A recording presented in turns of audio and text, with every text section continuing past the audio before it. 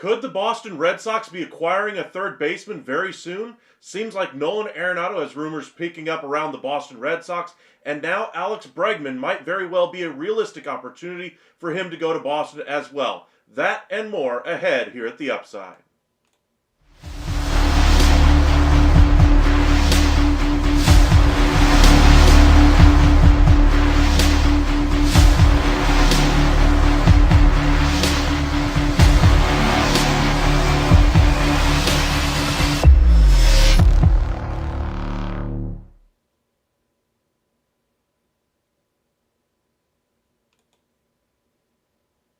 And welcome into the MLB Hot Stove Daily. My name is Michael. Appreciate you guys joining us here at the Upside Sports Network. Thank you guys for joining us on a Wednesday morning. We have some big headlines to discuss, some that we were not expecting because Rafi Devers had made it clear through his agent he did not want to move off to third base. Well, just as I'm literally about to start this video, we get some news that Rafi Devers is at least liking some posts out there about the Red Sox having a new third baseman next year.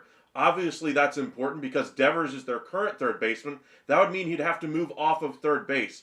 The post that he liked specifically said that he would be their DH next season.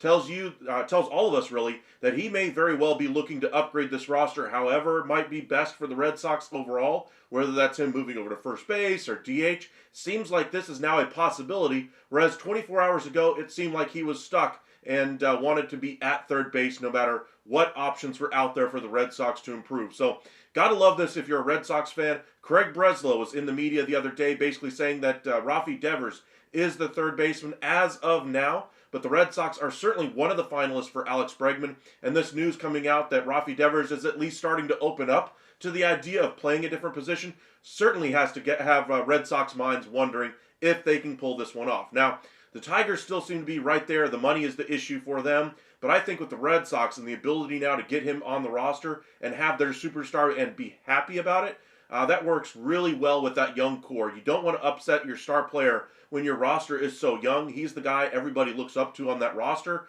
and making sure he's happy with the players you're bringing in are exactly the leadership that you want on that organization.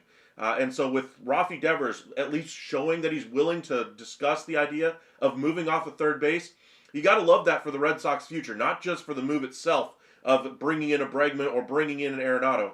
It says so many things to the young players about what's best for the Red Sox. What do I need to do to make this team as best as possible? Now, sure, the players are always going to look out for themselves. They're going to hire their own agent. We discussed this last night with the Verlander and Soto discussion. But when you look at the Red Sox in general, they got so many young players coming up from that minor league system, and they just need some veterans to come in there and be a positive influence. You don't want to set a bad precedent by upsetting your star player on that roster, because then you look at those young players and say, hey, even if you do great, we give you the long-term deal, we're still going to do our best to upset you, which is what might have happened if Rafi Devers was ultimately not happy to move off of his position, and they went ahead and made the decision anyway, that the team was going to do what's in their best interest, period. I think with the team at least getting Rafi Devers on board, at least to this point, speaks volumes to what this means for their future, to what those young players are going to be going through as they develop, as they continue to progress. For instance, Abreu had a great season in right field for the Red Sox, probably going to be moved off of right field over to left as they promote Roman Anthony as well. He has a really good chance to be the American League Rookie of the Year. Now, if they bring in Alex Bregman, the Red Sox really could win a very difficult division in the AL East. You got the Yankees, who I think are the favorite to get to the World Series from the American League side in that division. Orioles are still a great team for the 162, but I wonder about their pedigree once they get to October with that rotation. They're still going to add somebody, I do imagine, at the head of that rotation. But for right now, if the Red Sox somehow are able to pull off Alex Bregman, they certainly would be one of the most improved teams of MLB this offseason. Welcome in Terry, George, Bryce. Appreciate you guys joining us once again. Yankees need Arise or Polanco. Polanco I wouldn't exactly be thrilled about. I think he has too low of a ceiling anyway for you to really get anything out of it. I would rather go with somebody who has at least a platoon advantage and could give you something on certain days. For instance, a guy like Jose Iglesias, who can hit left-handed pitching really well. He would be the guy I would be trying to target that way at least one day of the week. You'll have him in your lineup and have an advantage and feel good about him being in your lineup. Polanco, I think he's got a really high floor, which is about the only thing he offers that I value at this point. If you're unable to get a higher end option, if you're unable to have your preferred starter at third base or second base or wherever you want in the infield, I think Polanco is a good fallback option. But if you're counting on him to play 162 games or 100 games at third base or second base, I think you're missing the boat here. I think Arise would be the better option, obviously. But we could see them go a little bit cheaper there at third base with a signing like you mentioned there in Polanco, but I would rather go for a positional or at least a platoon advantage with a guy like Iglesias. George, you really like Verlander signing by the Giants. I think he's a Bulldog ultimate competitor, and hopefully you can rub off on some of the young guys, Birdsong, Harrison, Wynn, Rope, Wisenhunt, and Hicks. I like it for all those reasons as well. I just think this is the final year that he's going to be there. I wonder about his effectiveness on the mound. I'm not sure he has another sub-4 ERA season in him. Doesn't mean it's not a good signing for the Giants, though. I actually like it for a couple of different reasons, one of which is the ultimate competitor Bulldog mentality that will rub off on those younger pitchers. He's a really good mentor to younger players as well. We saw that when Garrett Cole had his struggles towards the end of his career there in Pittsburgh, really rejuvenated his career with the Houston Astros, in part anyway, because of Justin Verlander and just that mentorship that they had at the beginning there in Houston. I like it for that reason. And then the second reason why I like it for the San Francisco Giants is that it completely removes them from the Farhan Zaidi era. Sure, they bring in Willie Adames, 7 for 182. They were the favorite for Corbin Burns, ultimately missing out there. Getting another guy to come in there, a veteran, a future Hall of Famer like Justin Verlander, that says this is the team that I want to play for, sends a completely different message to free agents who might want to sign there next year. Even if this is Verlander's last year, even if Verlander does terribly, it sends a completely different message for where this organization is at, from where they had Farhan Zaidi leading this organization to Buster Posey. So I like it for those two reasons. Do I think on the field it translates to another Cy Young campaign for Justin Verlander? No. I think at best you're hoping for a number 3 in that rotation behind Webb and probably Ray. I would really hope for something along those lines. I'd say a good season for Verlander looks something like a 4 to a 4.5 ERA. But I do think, by the end of May, we'll know from Verlander himself that he'll call this his final season and just kind of take it on a a farewell tour, kind of like with the rocking chairs and guitars and cowboy boots that others have gotten in the past. Chipper Jones comes to mind. I think that's what we could see for Justin Verlander around the end of May, as far as when he could announce to everybody that this will be his final season. But it's a good spot for him. San Francisco's a decent team. They have a chance to win a wild card spot. Do I think it's overly likely? Probably not. But I like the signing overall. I like the mentorship aspect to the younger players. I like the changing of the guard there from Zaidi to Posey. And I like what this bodes for their future and their ability to sign free agents next offseason as well. Bryce, Devers' best position is DH. I mean, hitting is his best attribute. He's not a great defensive player anymore. Red Sox would be really a much better team with bringing in Alex Bregman. Verlis, D-Rod, Holly, Player Time, welcome in for joining us once again. Welcome back, Graham. If you guys are joining us for the first time, make sure you guys hit that like and subscribe. Would really appreciate that if you wouldn't mind helping us out. But as far as the news of the day, item number one is going to be the Red Sox and their pursuit of Alex Bregman and Nolan Arenado. Bregman, of course, the better player at this point in their career, younger player. And, of course, you don't have to give anything up aside from compensation anyway. If you sign him off of free agency. Trade, though, is how you'd have to go after Nolan Arenado. The Cardinals would have to eat a significant chunk of salary. I actually have a trade worked up here. I'll show you guys here in just a little bit as far as what a return could look like for the St. Louis Cardinals if they were able to eat some of the money on Arenado's deal and trade him to the Boston Red Sox. But I think the Red Sox are shooting for bigger things right now. They're looking at Alex Bregman, and if you're a Red Sox fan, you got to love the news that you're getting today. Let us know in the comment section if you're a Red Sox fan and what you guys think of the idea of bringing in Bregman or Devers. I think both would be an upgrade for their system. I just wonder how much of an upgrade Arenado would be over Casas or whoever he might be taking over for in that lineup. And then, of course, Bregman, I think, is a great fit for that ballpark. I think he's a great fit for that team from a leadership aspect. I think he's a better defensive player at third base. I think he checks a lot of boxes for what you're looking for if he goes to Boston. But again, it's a three-team race for him. Detroit, Toronto, and the Boston Red Sox as well. Alrighty, thank you guys for joining us. Let's see if we can check out a few of these other comments here. Hello all, good afternoon, sir. Welcome in, player time. I think the Tigers will wait till the trade deadline as they don't want to shake up the boat too much. Based on how they finished the year. Yates for now. I think they are a favorite for Yates right now. I think Ryan Presley would be their fallback option. I think they get one of those two. I think more likely would be Ryan Presley, just because it would be a trade option. And Yates, I think, is going to command a hefty salary in free agency. Rangers are doing a good lip service right now to saying, hey, we're set with what we got in the bullpen. I don't buy it. I still think they're trying to bring in a closer option. We'll discuss that in a few moments as well. But the Tigers are certainly targeting Bregman. Money is the issue there. They don't want a repeat of Javi Baez. And their fallback option seems to be Yohan Moncada from a player position standpoint, or from a position player standpoint. Holly, welcome in. Player time. I have a dream to watch Glaber in a Tigers uniform lift the ALCS trophy at Yankee Stadium in 25. That would be a great dream. I mean, the Tigers, they've signed him for 1 year, $15 million to basically elevate their offensive floor. And Torres is a very good offensive player, only signed for 1 year. I like that aspect of it because I think that puts the onus on Torres to continue to produce and not turn into a Javi Baez. I think the player on this market that could have been most related to Javi Baez as the way they play would be a Gleyber Torres, a high offensive potential with defensive question marks, lackadaisicalness in their game, and they ultimately bring in Gleyber Torres on a 1 year deal, a better contract anyway than what they signed Javi Baez to. But that would be a crazy thing if he did that in Yankee Stadium. The ballpark will help Verlander too. Exactly. I think that'll help keep his ERA down. But we saw his performance kind of dip last year. I think we've seen the last of the Cy Young years for Justin Verlander. I don't think he has another one of those in him. I think the best case scenario would be right around a 4 ERA. 4.5 is kind of where I think he'll ultimately fall if it's a good season for Verlander. I think if he's completely lost it by, say, the trade deadline, say like a 6 or a 7 ERA, we could see him being put on the shelf and maybe come back for the final couple of weeks of the year. But I think ideally and most likely we'll have an ERA in the mid-4s and see where he ultimately performs at for the Giants. Alrighty. Welcome in. Trying not to lose the plot with fellow Yankees fans who seem not to be living in the real world.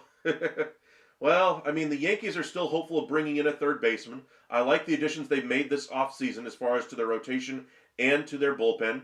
I still think they need an impact bat, whether they get that this offseason as far as the Luis Arraez trade. Seems to be the biggest impact bat they're looking at right now.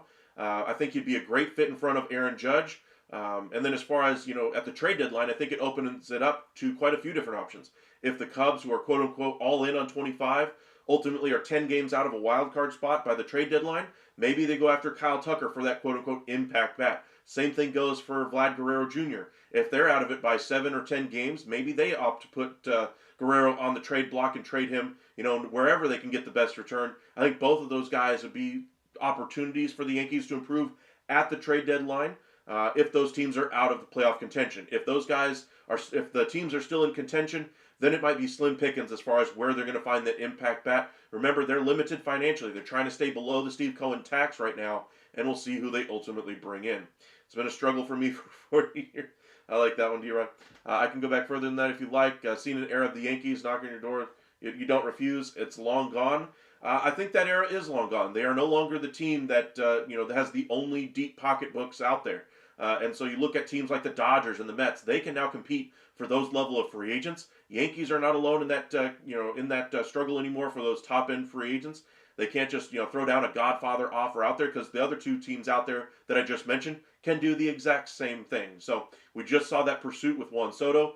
I'll be curious to see what the rest of their offseason look like, because I think they're still looking to offload Marcus Stroman. They're looking to improve an infield spot, whether that's at third or second, wherever they play Jazz Chisholm. They want to have an upgrade at the other spot. They're still looking for an impact bat, even though I think they'll miss on that one unless they get Luis Arraez.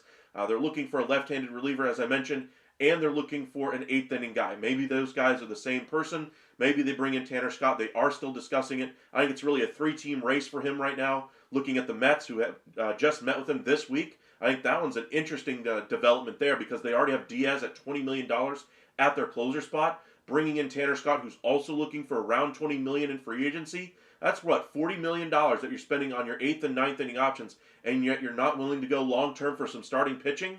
Just a lot of questions I would have about the way the Mets would be going about it. Sure, you're trying to build up a great bullpen. I get that aspect of it. But to be able to spend $40 million on two relievers who, relievers by definition, are mercurial. One year they're great, another year they're poor. And Diaz has been more mercurial than others. Injury issues have cropped up as well. And for $40-ish million to be spent on the 8th and 9th inning, I'd have questions about why they didn't spend the money on the starting pitching rather than just relief help. Verlis, I believe Arenado has 2 more solid, not great years left in him. I would agree there, maybe 3. I think his whole contract that he has left is 3 years left right now, around $62 million. I think he'll be a good player during those years. Now, as far as if he gets another big year or a big contract after that, I would doubt. Maybe he gets another 1-year pillow type of deal like we just saw with Justin Verlander. His defense needs to work on fundamentals, D-Rod. If not, he's going to struggle. D-Rod, what are the chances Torres gets traded by the deadline by the Tigers? They play good D and run the bases hard. Hopefully it rubs off on him for his sake. Torres does struggle defensively. He does need to work on the fundamentals like you mentioned there, Graham. But his bat is really what the Tigers are counting on there. I don't think they'll trade him unless they're out of the wild card contention spot or out of the division. I think that'd be very unlikely unless they have an injury to Tarek Skubal or somebody else in that rotation. And if they get Alex Bregman, they may even be able to weather those type of issues and stay in contention for a wild card if they bring in somebody of Bregman's caliber. Will Scherzer get some interest halfway through the season? Can he be fully healthy? Can he be healthy for a full season? Fully healthy for a full season, like 32, 33 starts? No. But I think you can probably count on him for 20 starts, 15 of which will probably be, really good starts, quality start level. Maybe you get 25 out of him on a high end. But I think he's going to sign a very comparable contract to what Justin Verlander just got. I was expecting something in the range of 1 year, 20. I think with Verlander getting 1 for 15 and the market kind of setting 1 for 15 as kind of the precedent now with Alex Cobb getting the same deal, Charlie Morton, I think Scherzer might do a little bit better than that, say 16, 17, 18 million. But a 1-year deal is, I think, where Scherzer ultimately falls. I still think he's got 1 solid year left in him, maybe a high 3 ERA. We're talking 3.5 to 4 ERA. But he was a little bit better pitcher anyway than Verlander was last year. But he does suffer from giving up home runs nowadays. When he's on, he's on. He's still Max Scherzer anyway. But when he's off, you can immediately tell, and you'd have to pull him quickly. Otherwise, he could give up 4 home runs in an inning really quickly. Scherzer of old would not have done that. He would have figured it out. He's a very competitive guy. Gotta love that from Max Scherzer. But he's still got 1 year left in him. As far as a sub 4 ERA, I don't think he's got a sub 3 ERA in him at all. But as far as that, if you think that makes him shot, then I suppose so. But I still think he's got one more solid year left in him, and then he could be at the Justin Verlander stage. Maybe this will be his final season as well, depending on how injuries work out for him. Kershaw could be in that same category. He just had multiple surgeries to try to get back and healthy. He'll be on the 60-day IL when the Dodgers ultimately do get him added to that rotation.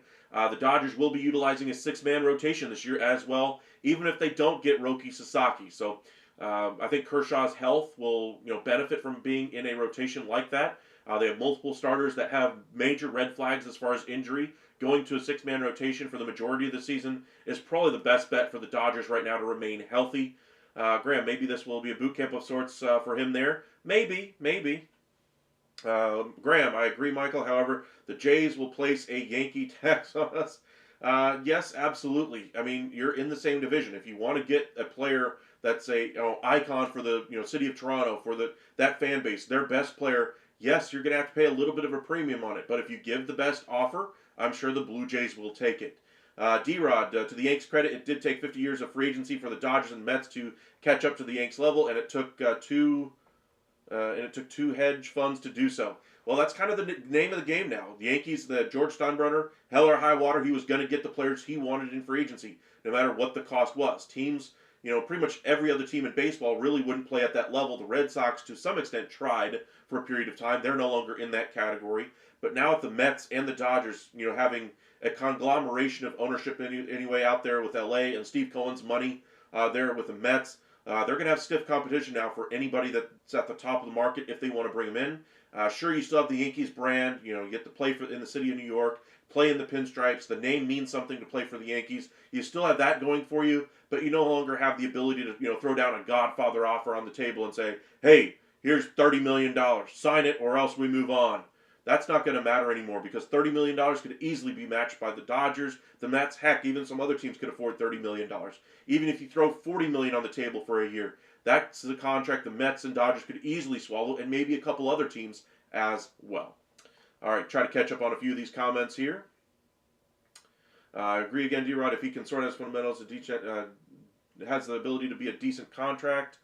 Yeah, I would agree there. Let's see here. D-Rod, I'd like to be the first Yankees fan to welcome the Dodgers and Mets to the top tier. What took so long? I like that one, but the Dodgers and Mets, I think the Dodgers have been there for, 4 or 5 years now, even before Ohtani. They've been spending. They just wanted to get under the tax rate before they brought in Ohtani to kind of reset their salary issues. But the Mets, bringing in Cohen, they've been there for a couple of years now. But you're right. The Yankees for decades were the top spending team. Let's see here. Graham, where do you think the likely landing spot for Stroman is? You're thinking the Marlins? I'm kind of thinking the same way. The Marlins are in serious jeopardy of drawing the ire of the MLBPA, and I don't see a way that they bring in talent or salaries. They've already tried offloading salaries, and they're going to offload more if they trade Sandy Alcantara at the deadline. A trade of Marcus Stroman would at least give them $18 million that they could count towards their for their revenue sharing calculations. Would really help them out, but they need to add even more than that. They're going to need to add roughly $30 million. Stroman would help with that, but I think they need to add more salary there, so I like your landing spot for Stroman.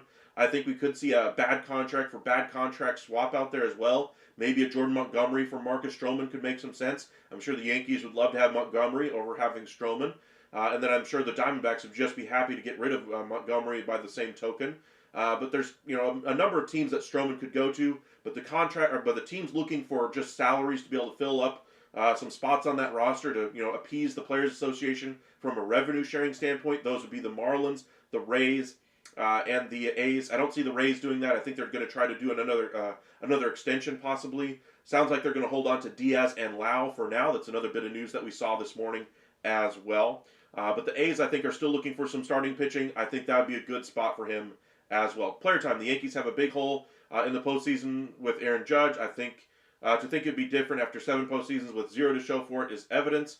I will say Judge has had his struggles in the postseason. Soto really did perform there. That's why I have my questions about how they performed in October. But Aaron Judge is still a great player. All great players eventually figure it out one way or another. To just count him out just because he hasn't performed in the past, I think is giving a little bit too much credit for a small sample size, which is what the postseason is every single year. Welcome in, Jonathan. Welcome in, George. Appreciate you joining us once again. If you guys are new here, make sure you guys hit that like and subscribe. Would really appreciate that. One bit of news this morning is that we did see a signing of Ahmed Rosario, 1 year, $2 million to the Nationals. Gives them a solid backup anyway at shortstop for C.J. Abrams, should he suffer a poor performance or just need a veteran there to kind of push him a little bit to perform this year. I think it's a good signing for the Nationals. Kind of keeps things going, seamlessly for them. Just kind of gives them a solid floor from which to work. And then remember, they're going to spend in free agency next year, so they don't give up any future dollars by bringing him in. Judge, without a doubt, seems to have issues. However, so did A-Rod, and he got it together. Yeah, that's kind of what I'm saying. Postseason is always small sample size. Every single year is different. And you never know when a player's finally going to turn it around. Usually the greats eventually figure it out. And I have faith that Aaron Judge will get there. Has he done so in the past? No. But you do have questions about their ability to replace Soto in that lineup. But you like their team as better as far as they've improved over the 162. But again, where's that impact bat? That's what I'm wondering if they add at the deadline or if they bring in somebody this offseason like a Luis Arraez to help them out in that regard. George, I know the Giants have a small chance to trade for Vladdy Jr., but he would immediately be the Giants franchise player and bat 3 in our lineup that needs to be in the middle of the order for the bats. I'll agree with you that he would immediately be the franchise player. I would agree that he'd be number 3 in your lineup, probably hitting behind Willy Adames. But I think he's exactly what you need as far as a player. But the thought process as far as trading for him, I think, is a little bit short-sighted. The reason being is because you could easily get him in free agency next year, or because you've already traded for him, now he's available to all the other teams in free agency as well. And I don't necessarily like that idea. Sure, you're one of several teams to be able to sign him in free agency anyway. Sure, you'd have the ability to extend his contract, but that's a big risk for a player of that caliber. And I don't think the Blue Jays are going to trade him before the season. And I don't think the Giants are going to be in a position where they're one impact bat away from winning a wild card spot. I think they're still going to be a little bit short this offseason.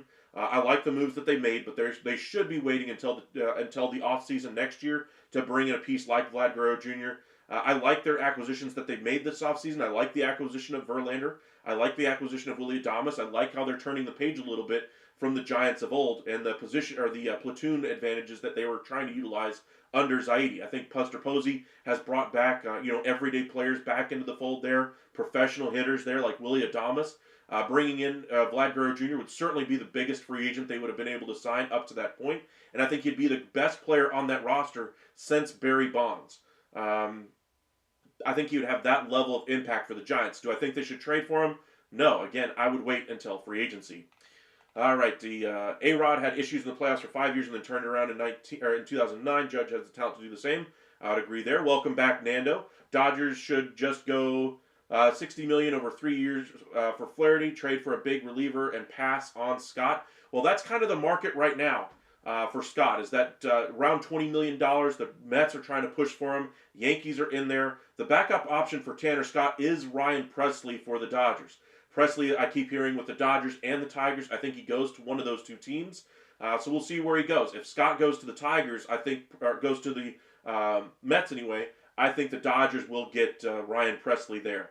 But as far as 6 for 3 years for Flaherty, that's not a bad contract. But remember, they're trying to bring in Roki Sasaki. They're going to be bringing back Clayton Kershaw. I think the only way Flaherty happens is if Roki does not go to the Los Angeles Dodgers. And I think Flaherty's going to have deals of very similar contract length and salary to 3 for 60 from teams like the Blue Jays, teams like the Cubs, teams like the Atlanta Braves. I think that's where he's going to ultimately go, is to one of those type of clubs. We think along the same lines. Comes with age, yeah. D-Rod, is Houston shopping Pressly, or would it behoove them to keep him? They are actively shopping Ryan Pressly. They like Hader as their closer, looking to save a little bit of money and get underneath the luxury tax threshold. Remember, that threshold is at $241. The Astros threshold right now, they're at $244, and they're still looking to bring in an outfielder. Trading Pressly would save them roughly $14 million, means they'd have $11 million with which to work to bring in an outfielder. That's why they're looking to move on from Pressly. Their bullpen had its rocky start last year, but they really were great down the stretch at the end of last year. They figured out how to work with that mix. Pressly was best as a closer before they brought in Hader. And I think they have bullpen pieces that can survive the loss of Ryan Pressly and use that money from Pressly to bring in an outfielder. That's where they're looking at right now with Ryan Pressly. Again, the favorites for me are the Detroit Tigers and the Los Angeles Dodgers. I'd love to have him on the Rangers, but I just don't think that we ever see a trade between the Rangers and Astros of that caliber. Look, is Astros doing anything yet? Yes or no? Right now, they aren't doing anything at the moment. I think they're waiting for a little bit on Tanner Scott to see where he goes and where Kirby Yates goes. Once they get those answers, then we'll see a trade of Ryan Presley. We'll see how much money they have left, depending on what the return is that they bring back. If they bring back an outfielder in return for Ryan Presley, or if they just save the money, bring in a prospect, and use the money in free agency to solve their issues in their outfield.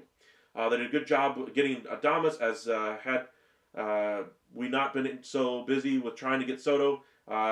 He, I'd say, would have been wearing pinstripes. For Adames, I think he just wanted to get that deal done. I think he wanted to get the best contract he could, and he signed before he even got to the winter meetings. And that was good on Buster Posey to push the issue with Adames. 7 for 182. Remember, Bregman is looking to beat the offer that Adames got, 7 for 182. I'm expecting 7 for 210, maybe even 8 years. I think Bregman's going to do very well. In case you guys are just joining us, make sure you guys hit that like and subscribe. Top news of the morning, anyway, is that Alex Bregman could very well end up with the Boston Red Sox. Rafi Devers had some stuff come to light this morning, anyway, that he had liked some posts about the possibility of him playing DH and bringing in Alex Bregman to play third base. That's the first kind of change in Devers' mind that we've seen this offseason after his agent said he was unwilling to move off of third base. Sounds like Devers is starting to come around to whatever might help out our team is what I'm going to do as a player on this team, as a leader on this team. So, gotta love that if you're a Red Sox fan. Gotta love that if you're the Red Sox front office, because I think Bregman is exactly what the doctor ordered for that team. Veteran leadership, right-handed hitter, better defense. He's going to do great with that green monster. And you have a good ascending team. Bringing in Bregman will really help that young nucleus continue to grow. Really like what they've done so far this offseason, but they really need to go out there and spend this offseason. They told everybody, their fan base anyway, that they were going to be full throttle this offseason. They've done a great job bringing in smaller deals in free agency, 1 year short-term type of contracts, 2-year pact with Sandoval. They did a great trade with bringing in Crochet, but they haven't gone a big contract like a 7-year deal of a big-time commitment. He'll do very well in Fenway. The other news is that Nolan Arenado might have his last chance to be traded before spring training, according to some executives with the Boston Red Sox. Say Detroit ultimately pulls this thing off and figures out the money, wraps their head around the idea of taking a risk on a Bregman and hoping it doesn't work out as poorly as the Javi Baez deal does. I don't think there's any risk of that, but you can understand the hesitation anyway from the Detroit Tigers. If he goes to Detroit or Toronto for whatever reason, if they can't figure out the money, then Boston could go after Nolan Arenado. I'm not sure how big of an improvement he would be over Casas in that lineup or Yoshida. I think he'd be a better player for this year, but I'm not sure how much big of an improvement it would be for them.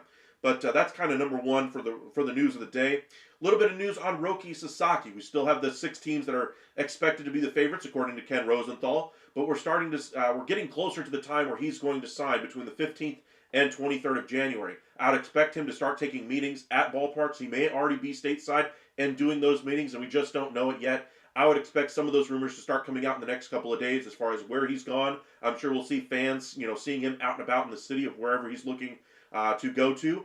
And we should be getting some headlines on Roki Sasaki, but expect him to start making visits to actual ball clubs, to their ballparks, and visit with their front offices, see what their training facilities look like, all those kinds of things right now. But with the cold snap going through the South right now, understandably, he might want to delay it by a day or two. It will get warmer by the end of the week.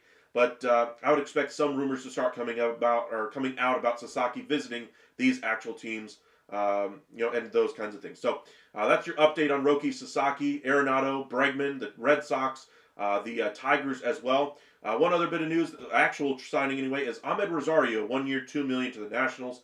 That's one bit of news that we saw as well. With LA, 3 for 60 for Flaherty is more like 3 for 70, 80 with the tax. Actually, it'd be a little bit higher than that. Say you defer, $20 to $30 million that deal, it'd probably be more like 3 for 95, 3 for 100 at that point. Jake, welcome in. Appreciate you joining us once again. He'd hit well at Fenway. I would agree there. Player time, Sasaki is going to the Dodgers or Seattle. Seattle has Japanese support like Ichiro Suzuki. He is a big fan of Suzuki, but his all-time favorite player was, Tanaka? I can't remember who it was. It was Tanaka, Kuroda, something like that from the Yankees. So that's why the Yankees are still in there, I would say. But there's still, 6 teams that are quote-unquote the favorites there. I don't think we'll know the actual winner until he says it himself. Graham, I'd really, really prefer Bregman went to the Giants. two players that are competing for each other for the same dollars in free agency, and Adames and Bregman. I think it's unlikely both of those guys go there. But the Giants are looking to make big swings in free agency. They're still in there for Alonso, even though I think he's bound and determined to go back to the Mets. I've seen a couple of different articles say that the Angels have at least kicked the tires on it. Seen a couple of headlines about the Blue Jays. If they lose Vlad Guerrero Jr. in free agency next offseason, they might go ahead and try to bring in Alonso this offseason to replace him. Makes some sense, but I think he's most likely back to the Mets. I think he's a perfect fit behind Juan Soto in that lineup, and they need to protect him in that lineup as well. For Bregman, the Crawford boxes and Green Monster dimensions should benefit him. Absolutely agree there. You mean they don't have a tracker on the plane? That's true. Player time. I root for any team that plays against the Yankees. Well, I know there's a lot of baseball that feels that way. Any news on the Red Sox, Michael? Yes, Paul. That was item number 1, 2, and 3 of the day. We'll start with the first bit of news is that Rafi Devers is at least open to the idea of moving off of third base. He recently liked some social media posts that had him playing DH with Bregman coming to town. So that at least is really good news for the team itself, for the front office there. Got to think it bodes well for the younger players on that roster and the future of that franchise as a whole. One, of course, if you bring in Bregman, of course you're a better team. But it sends a message to the rest of the players on that team that, hey, making sacrifices for the team, while it may not be the best or what you want, it may work out best for our chances to win. So, for instance, they have Abreu, who had a great rookie season in right field. They're going to be promoting Roman Anthony to play right field at some point. Abreu is going to move over to left. Again, what's best for the team? Abreu moving over. Don't pout about it. Their best player has already been paid a great contract by Devers. They finally are starting to look like a good team again after trading away Betts and really not even trying to make an effort to re-sign Xander Bogaerts. They've got a really good young nucleus coming. They just need to get some really good pieces, some veterans to kind of mix in there and show this team, how to win. And I really like the idea of them bringing in Bregman. I think offensively he'd be a perfect fit. I think he'd be slotted into that lineup just right. He'd be a great fit as far as defensively in that infield at third base. I think it'd be great for the Green Monster. Offense, I think, would be a great thing for him as well. Just, check for the Red Sox. The other bit of news for the Red Sox is that Arenado is at least open to a deal with the Red Sox, waiving his no trade to go there. And several execs around baseball believe that's their the Cardinals' last chance to really trade him before the spring training. I doubt that. I think there'll be other teams with interest in Arenado. I think there'll be other opportunities to trade him due to injuries at third base or DH or first base. They will have other opportunities to move him. But if he does go to Boston, I think he would be an improvement, at least for this year. How much improvement remains to be seen because they still have Casas and Yoshida at first base and DH. One of those guys would lose their spot in the lineup if they move Devers off of third to bring in Arenado. I'm just not sure how big of an improvement he would really represent to the Red Sox. I think it'd be good, but I'm not sure how good it would be. I would rather have Bregman out of those two. So that's kind of your update on the Red Sox. One, Devers is willing to move off of third base, bodes well for the team, their future, what it means to be a player in Major League Baseball. Sends a great message to the younger players as well, that your team is actually supporting its best player, respecting his wishes to not bring or to move him off of his preferred position. Then the player sends a great message to the team as well, saying, hey, well, it's best for the team. I'll go ahead and move off of third base. So you've respected your best player. You've honored the team itself already. Now you go out there and honor the team as the player by allowing them to bring in a better talent. And you say, hey, I'm willing to move off of third base if it's best for the team. 2, if they bring in Bregman. And 3, if they bring in Arenado. All those are kind of your headlines for the Red Sox right now. D-Rod, Elogram, MLB should put air tags on free agent players. That'd be kind of cool. We could see where they're actually visiting. That'd be pretty awesome. Jonathan, Ahmed Rosario always gets traded to the Dodgers at the trade deadline. Well, they've done it twice now. But I don't think it's going to happen a third time. They have too many options at shortstop right now where they're not going to have to make a move like that again. Grandma Yankee, so I would like him out of the AL. Well, we shall see. Yes, Tanaka, but the city has a big Japanese population, I think is what you're trying to say. Devers, 28 years old, DH. I mean, that contract will not age well if he moves off a position early. But if he turns into a player like David Ortiz at the DH level, that could really work out for them. I think Devers is still a great offensive piece. I think he could be moved over to first base as well, and they trade Casas. Remember earlier this offseason, there was a trade talk between the Red Sox and Mariners that would send Castillo to the Red Sox in exchange for Casas and Yoshida. I think the Red Sox would love to move off of Yoshida's deal. There wouldn't be a spot in the lineup really for Tristan Casas, so a deal like that would make some sense. They upgrade their rotation as well. Now, they've made 3 additions to that rotation already. But those rumors happened after they made those additions. So tells me that the Red Sox are still looking to add more pitching in addition to what they've already done. Jake, Yanks and Red Sox lining up to be 1-2 in the East. Baltimore falling behind. They are, but I think they will be right there by the end of the season. I think they're great for the 162, and I think they will add a number one at some point, either during spring training or before spring training or at the trade deadline. I think they will add a number one there. Maybe it could be Pablo Lopez, maybe Sandy Alcantara.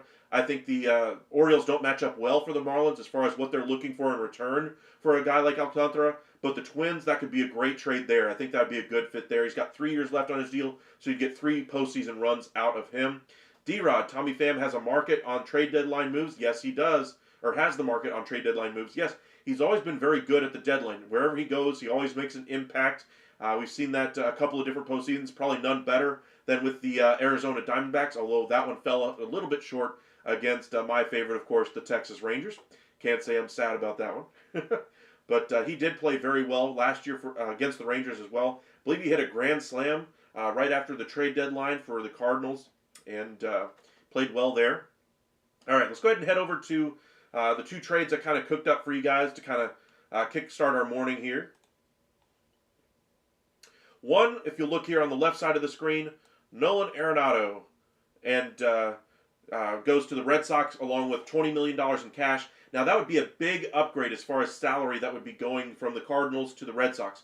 Remember, they're only covering about 15% of the salary that was going to be left on his deal. This would be roughly 30%. So in order to get this done, they get 2 premium prospects. Don't really pay attention to the names, primarily because one of them I actually think would be in this deal, and the other one would be Valero, a very good young player as well from the Red Sox, rather than early. But Monegro and Valero would be the return there for the Cardinals.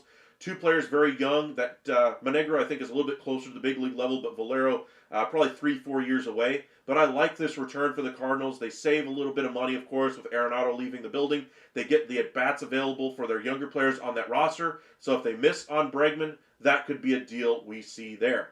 The other trade I was trying to think of is John Gray. I keep hearing his name out there on the trade block, and I'm believing it. I keep hearing it every single time Ken Rosenthal mentions names that are available for starting pitchers on the trade market. There's not a whole lot of top-end talent on the market right now. So 1 year left with John Gray. That's a valuable deal right now. Am I saying he's an ace on his staff? No.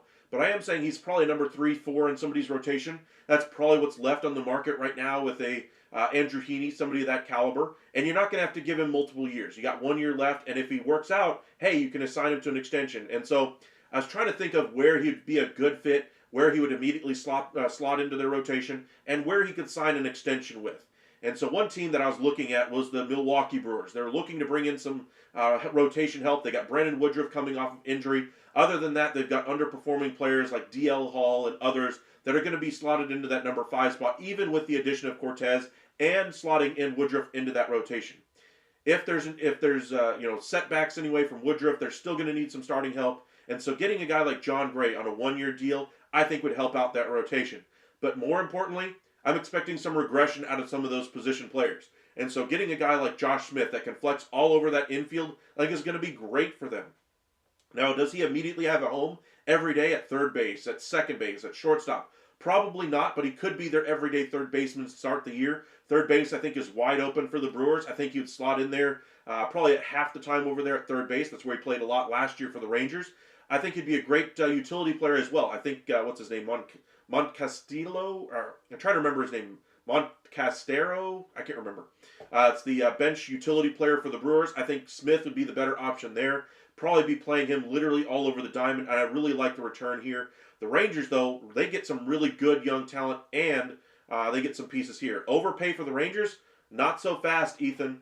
Look at the trade value here. 27 to 22. This is completely misleading, and that's because they are undervaluing Luis Pena, only at 0.8. His value, once it gets readjusted for what his growth was this year, this might be a bit of an underpay for the Rangers. They'd be getting 2 really good assets, really like both Meade and Pena. I'm really Made and Pena anyway. I'm hoping they get both of those if they make this trade. That's why they're having to include Dylan Dreiling, who's an underperforming asset there. But as far as the competitive balance pick, the Rangers and Brewers have a history of doing trades like this before. Just think back to Alex Claudio a few years back. I think this has that type of feel to it for the John Gray competitive balance pick aspect of it. and then Smith and Dreiling for Made and Pena. But I really like this trade for both teams. Brewers, they get their starting pitcher and a utility player that immediately go into their roster and who they might be able to get to an extension. Rangers, they save the money. That's the big thing here. And they get some really good young prospects to go into their minor league system. Rangers love to get competitive balance picks. They love to do that kind of a thing. And this gets them right back in there. The Rangers, remember, lost a whole bunch of talent because they brought in a bunch of guys via compensation. They brought in qualifying offer guys. Well, now they're get the chance to kind of replenish their farm system, and they've got 3 really good young prospects that are coming. Sebastian Walcott's the one you all know about, but you guys are sleeping on Paulino Santana, who they brought, Santino anyway, they just brought in from the international market as well. Maybe they end up with Roki Sasaki, but the other one that the entire industry right now is looking forward to is Yolfren Castillo as well, shortstop prospect for the Rangers. They've got 3 players in that 17 to 19 range. Made and Pena would immediately fall within that group, and they'd have another wave of talent coming. The Rangers right now are really heavy at the AAA level as far as talent. They got a couple of players at AA that they can use in the bullpen or starting pitchers, but primarily most of their talent is at the upper level of the minors and at the lower level of the minors as well. So this kind of fits the window here of what the Rangers are looking for in return if they're not looking to bring back an even salary or a relief pitcher.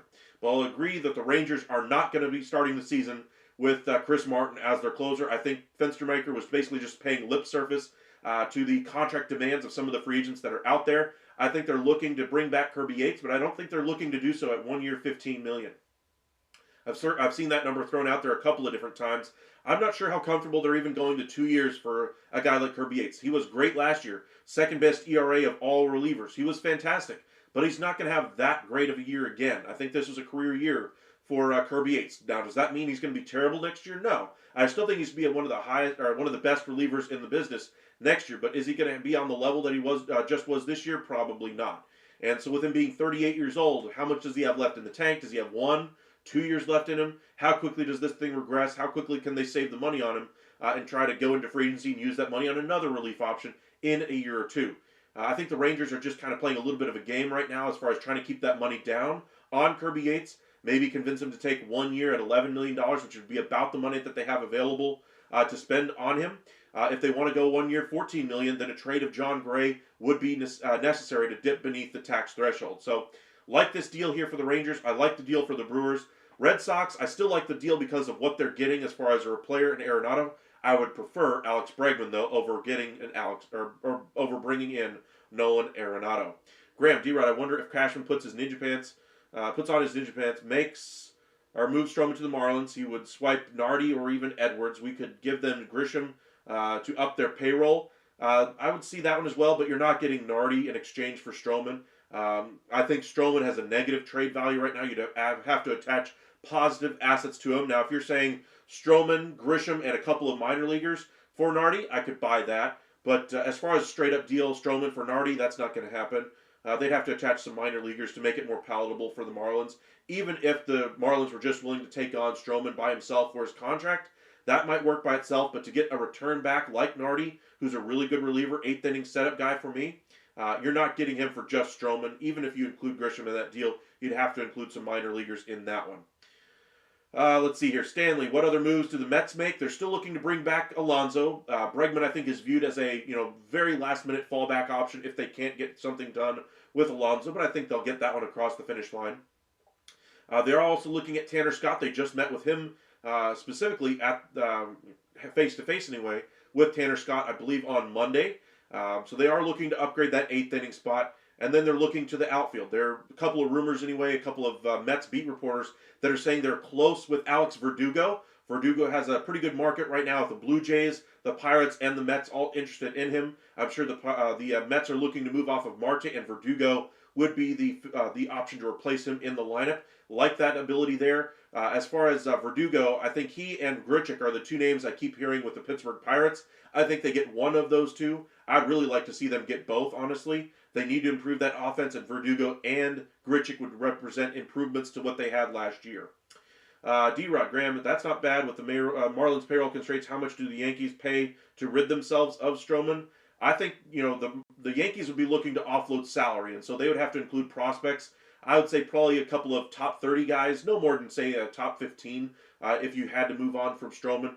if you were bringing back Nardi in there, maybe a couple of top 20 guys if you include Nardi specifically. But I think Stroman, if he goes by himself to the Marlins, maybe a bag of potato chips going back the other way.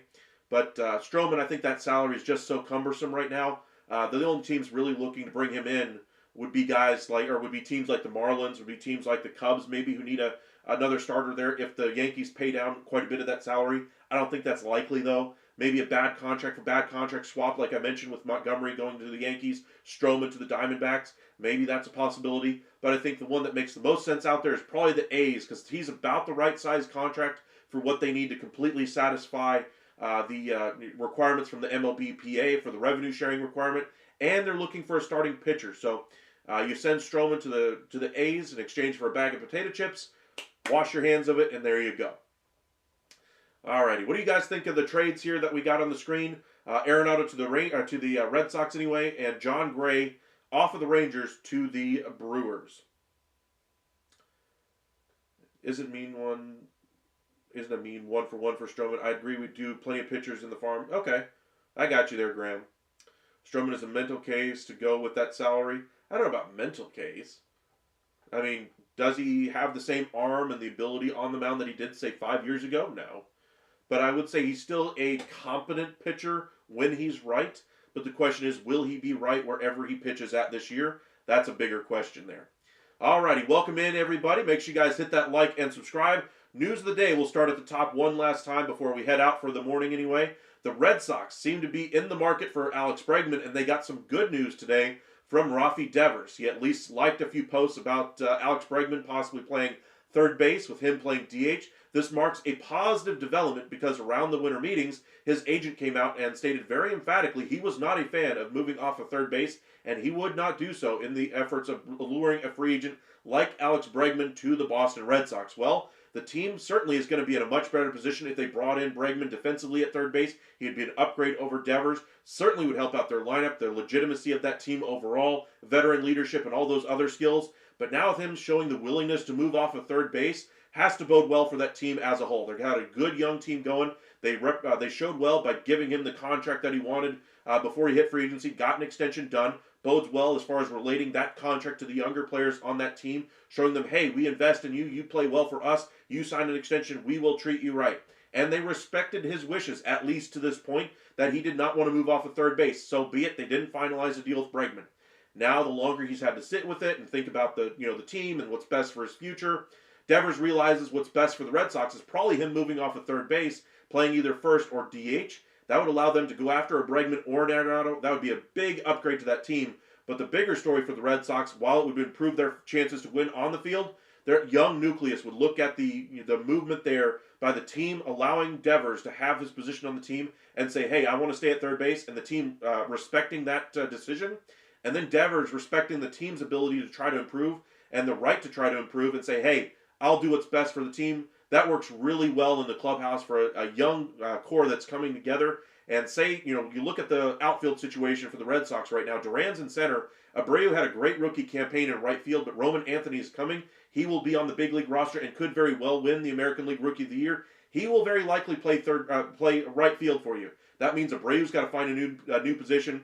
And who's he to deny the Red Sox moving him to another position when their best player, making all the millions on the team, is willing to do the same to bring in an outside free agent? That bodes well for their franchise as a whole, and I like where they're headed. So we'll see what happens with the Red Sox the rest of the way. But bringing in Bregman, I think, is a legitimate possibility, with the thought process being if Devers was unwilling to move off of third base, maybe they play him at second.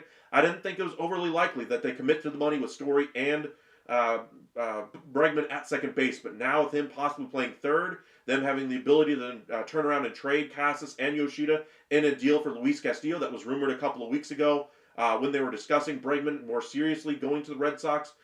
This all bodes well for the Red Sox. Things are looking good today if you're a Red Sox fan. And then, of course, you get the news that MLB executives believe Nolan Arenado would waive his no-trade anyway, has let it known that he would waive his no-trade to go to Boston. And this might represent the last option Arenado has to be moved before spring training. I don't necessarily believe that one. I think there'll be needs in spring training that crop up: an injury at third base, a first baseman goes down, a DH spot isn't quite filled quite adequately. The Cardinals may be willing to eat a little bit more money once they get closer to the season, but I still think Arenado starts the season on another roster, whether it's the Red Sox or another team. Again, all things looking good here for the Red Sox, and we'll see which third baseman they bring in. I think they will bring in some bat this offseason. Whether it's Bregman or Arenado remains to be seen. See if we can catch up on a few of these comments here today. To the Marlins, nothing turns fair chunk, especially vesting option. I mean, for Stroman, I agree, and we do play in farm system, mental case. Okay.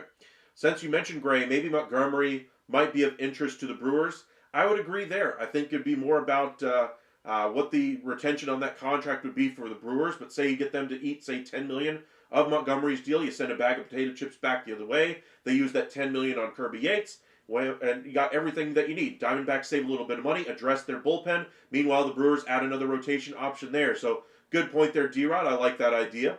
Graham, it's the vesting option that is scaring teams. As you say, if he isn't right and he throws over 140 innings, they have him for another year. Yeah, but I don't think if he's not right that he throws 140 innings. I think there are ways to decrease his innings workload that he stays underneath 140 innings. In case you guys are wondering, not a lot of pitchers get over 150 innings anymore. Not a lot of pitchers even get to 200. So 140, there are ways that they could easily keep him out of that rotation. Say if he pitches to, say, a 6 ERA, you skip him every 2 or 3 times through the rotation. That keeps the innings down. I don't think he'll be healthy for the full season either. Again, ways that you keep him under 140 innings. Plus, if he's pitching at a 7 ERA or a 6 ERA, then you can easily pull him with only an inning pitch, and then he doesn't pitch for another week, maybe 2 weeks, goes on the shelf. There are ways, if he's not pitching, to avoid having that vesting option hit. If he does pitch well, and he's pitching at a sub 4 ERA, pitches to like a 3.5 ERA, then you want that option to vest, and we'll see what happens. But there are ways to avoid getting that option to vest. All the acquiring team have to do is Stroman to cut him when he hits the 135 innings. Yes, but I don't think he'll get that close if he's pitching that poorly. If he's pitching that poorly to where you're worried about the vesting option, I don't think you'd let him get anywhere close. I think he'd probably finish the season with 100 to 120 innings, and that's about it. There is that option. D-Rod, it's unfortunate, but it's the way the world is sometimes. True. Welcome in, Swish Flames. Appreciate you joining us. You're pressing me. I really don't want Bregman going to Fenway. I mean, I would love to see it for baseball. I keep telling you guys, I love seeing smart baseball decisions. And outside of one team in Major League Baseball, drop it in the comments if you've watched our live before and know who the team is that I'm referring to here. Aside from one team that does not seem to make consistently smart decisions, I think baseball on the whole makes really good decisions as far as their teams. Is every contract going to work out? No. Is every player going to perform to the best of their ability? No. Are they going to have regression at times? Absolutely. Are players going to outperform their deals at times? Absolutely. Are bullpen guys notoriously mercurial? One year they're great, another year they're poor? Absolutely. But in general, I like seeing smart baseball decisions. And aside from one team, again, let us know in the comment section if you know who that team is that I'm referring to. Make smart decisions. So we'll see what happens, but I would like to see Bregman go to Fenway or to Detroit. I think both of those teams would be great fits for him. The other news that we get this morning, aside from Boston, is the Ahmed Rosario news going to the Washington Nationals. 1 year, $2 million. And again, they're going to be player in free agency next year. Like the signing for them. So we'll see what the year bodes for the Nationals. I like the additions they made to their roster with Nathaniel Lowe. I'm hoping the young players on this roster turn out a little bit better with their development. Maybe we get a debut of Dylan Cruz. James Wood develops and all those kinds of things. But then they can see what holes they have left on their roster. You might be right there, Graham. You guys think Graham is right? Is that the Angels I'm referring to? Alrighty. Let's go ahead and head over to X, see if anything else is happening this morning before we head out for the day. We'll be back live this evening. Yankees again showing interest in Polanco. We discussed that one last night. Roki Sasaki probably going to be meeting with teams this week at their facilities, kind of discussing how he would look on their rosters.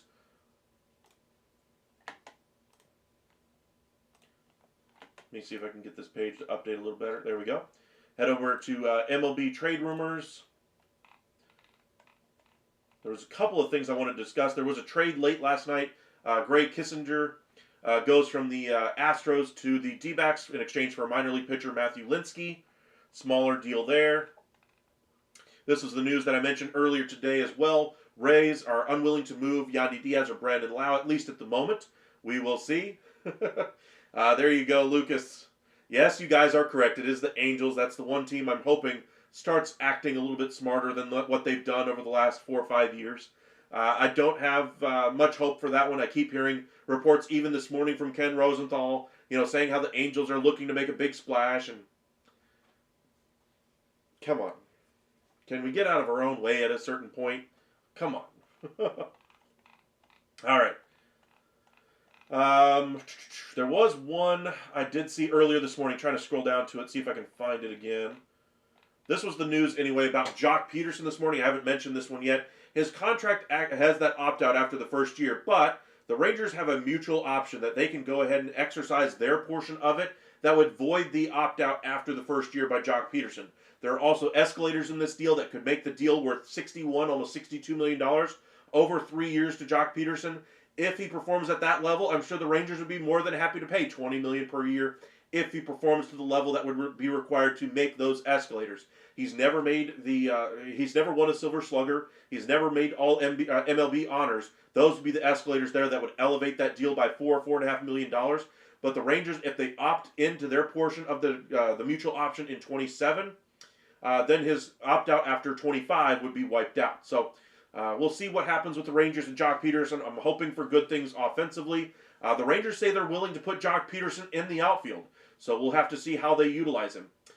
Vinny, welcome back. Should the Mets move on from Alonso? No, I think they absolutely need him on that roster because they need protection behind Soto. Do I think they are going to be a poor team without him? No, but I just think they need to continue the progression they've made this offseason by bringing in Soto and not bringing in Alonso. Kind of a 2 steps forward, 1 step back kind of a thing for me. So I think they still need to bring in Pete Alonso.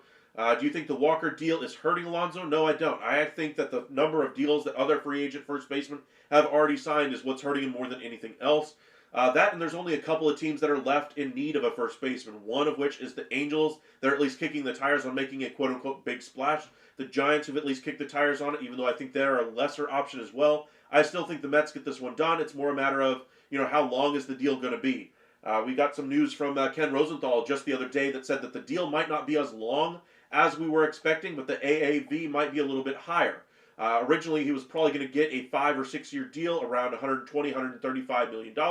The market got up as high as, say, a 6-year deal around $180. But ultimately, he didn't agree to those deals. A bunch of the players in the first base market signed their deals, and there's not a whole lot of demand for first baseman, DH-type players on the market right now. And so the Mets are reading the room and say, hey, that offer that was on the table when all these other teams were interested in bringing you in, that's no longer there. We're still willing to sign you, but you're going to sign closer to our number. And the Mets, they don't like going for big contracts as far as on their pitching side. I imagine they see the limitations defensively for Pete Alonso down the road, and see guys like Vlad Guerrero Jr. coming into free agency next year as well that might be able to fill the hole of Pete Alonso in that lineup as well. So I don't think we'll see a 1 or a 2 year deal, but I think a 4-year deal is something that could happen for Pete Alonso, say around $120 million. That would be a $30 million AAV. That would be comparable to what the market was looking like for 6 for 180. I could see something like that happen. But I think the $180 million is out of the question. If he goes for a 6-year deal, I think it could still reach 150, but we'll see what happens there as well. Graham, I think as far as the Yankees are concerned, due to not much happening, every player journalists can think of is getting linked. I guess they have to earn some daily bread some way. Yes and no. I think there is legitimate interest from the Yankees. They're touching base with all different third base, second base options right now. But I do like the idea of Arise going to them. Money would be a little bit of a concern, of course, because they're trying to limit the payroll they're taking on, trying to stay underneath the Cohen tax. But they're also trying to get an impact bat. And I think that Arise is really the only option that they have to do so. But moving off of Stroman would, I think, be paramount to getting Arise. Otherwise, they're going to go cheaply at third base, whoever they bring in. Polanco's been mentioned, Brendan Rodgers. I've mentioned Jose Iglesias trade route. They could go Arenado if they move Stroman and get Arenado's deal to have the Cardinals eat, say, the $20 million that we did the trade for earlier. That could be a possibility as well. And then Jose Miranda of the Twins is another name I've heard as well. Lucas, I don't know why other teams are hopeful about Sasaki. Like, as soon as the president's PowerPoint president comes out, it's over. I mean, I get your point there, Lucas. I'm hopeful as everybody else. There are some pundits out there picking the Rangers as the team that wins him. but I don't think anybody has a real clue as far as where he's going outside of Roki Sasaki. I don't even think the agent Joel Wolf knows where he's going either. I think Sasaki is keeping his cards very close to his chest and is just wanting to make sure he maximizes his ability to the best player he can be. Remember, it's not about giving him the full weight of the international bonus pool either. Just because you have a few extra million laying around there, say between 5.1 and 7.5 is what he could get of the international bonus pool from a team. Sasaki's already been made it known to teams that, hey, I want the farm system to continue to churn out prospects, and so if I need to sacrifice $500,000 to do so for you to bring in some top talent off of the international market, go ahead and do so.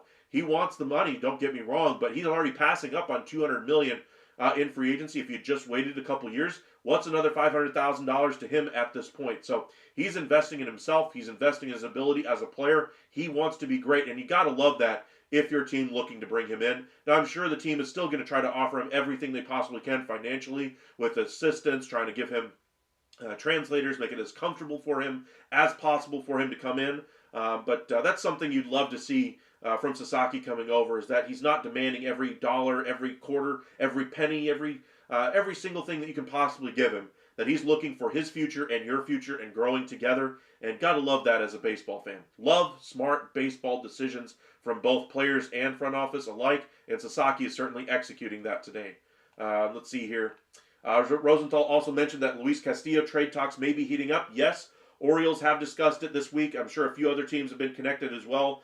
We made a trade between the Mariners and Padres the other day that I really liked, with Arise and Cronenworth going the other way. That would facilitate a Dylan Cease move. Again, Padres have their off-field issue with the ownership there going on. That can't help their chances of bringing in Sasaki. At best, I think it's a neutral thing that doesn't matter to him, but it's certainly something that can't help. The Padres are looking to move off of a couple of contracts because they're expiring deals. Castillo would be a deal that they would have for a couple of years. That would make some sense. Other teams that have been mentioned as far as Luis Castillo fits are the Cincinnati Reds, the Boston Red Sox, the Chicago Cubs as well. Now, Castillo has some peripheral numbers that are a little bit concerning. The salary, of course, is higher. That's why he's the one that's more available from the Mariners right now to trade, because they need to free up some money to bring in some offense. That's the biggest priority right now for the Mariners, is to upgrade their offense. It's who has the chips that the Mariners want that are cheap. Yes, they want cheaper additions back. That's kind of why the trade we made the other day for Castillo featured Cronenworth and Rise, making roughly the same amount Castillo is. 2 offensive upgrades, and then they'd still have the $15 million that they're budgeted to improve their roster with this offseason from management, or from ownership anyway. Then they could go into free agency and add a piece or two there. Pete Alonso, 3-year, $100 million with an opt-out after the first year.